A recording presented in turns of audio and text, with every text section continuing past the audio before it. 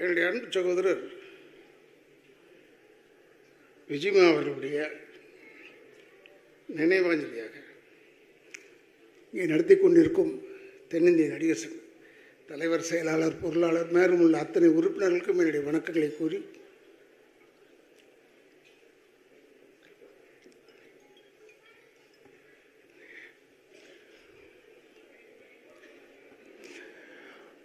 நானும் விஜயமா அவர்களை வாகை சந்திரசேகர் தான் நாங்கள் 3 பேரும் ஒன்றா பெங்களூரில் சந்தித்தோம். அப்பொழுது அவங்க தந்தையாருக்கும் குடும்பத்தில் யாரோ ஒருவருக்கு உடல்நிலை சரியில்லை என்றவுடன் வாகையார் அவர்களும் விஜயமா அவர்களும் சென்று விட்டார்கள். ஆனால் நான் மீண்டும் அடுத்த ஷூட்டிங்கில் சந்திப்போம் பான்னு சொல்லிட்டு போயாச்சு. அப்போல்லாம் சார் தான் கூப்பிடுவோம். இப்போ நான் பீச்சில் போய் 4:30 மணிக்கு வாக் போவேன். அப்போ பார்த்தா ஒருத்தர் ஓடி வந்துக்கிட்டே இருப்பார். யாரா அதுன்னு ஒத்து பார்த்தா விஜி. என்ன விஜயமான? சர்வசாதாரணமாக சொன்னாப்புல, இல்லைடா எனக்கு படம் இல்லை, அதனால் உடம்பு பார்த்துக்கணும்ல. இது யார் படம் இல்லைன்னு எவனா சொல்லுவானா? அந்தளவுக்கு ஒரு உயர்ந்தவர் சகோதரர் விஜயமா அவர்கள். இப்போ கூட ஒரு பிள்ளைங்கள்லாம் வந்திருக்காங்க, எனக்கு ரொம்ப பெருமை. இந்த அம்மா இருந்து இவ்வளோ தூரம் நல்லா ஆர்கனைஸ் பண்ணாங்க, அதுவும் பெருமை தான். இதெல்லாம் ஒன்று நான் எதிர்பார்க்கவில்லை.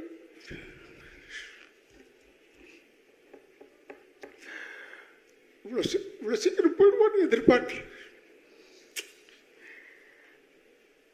அதெல்லாம் போய் அவ இருந்து முன்னின்று செய்ய வேண்டியது எங்களை செய்ய விட்டுட்டான் என்ற கவலை. அவன் அப்படிப்பட்டவன், விஜயமா அப்படிப்பட்டவன். எல்லார் மனசுலையும் இருந்தாப்புல. நடிகர் திலகம் சிவாஜி கணேசனுக்கும் விஜயகாந்துக்கும் என்ன சம்பந்தம்? ஆனால் கடைசி வரைக்கும் நின்றவன், கடைசி வரை நின்றவன். யாராலும் நிற்க முடியாது.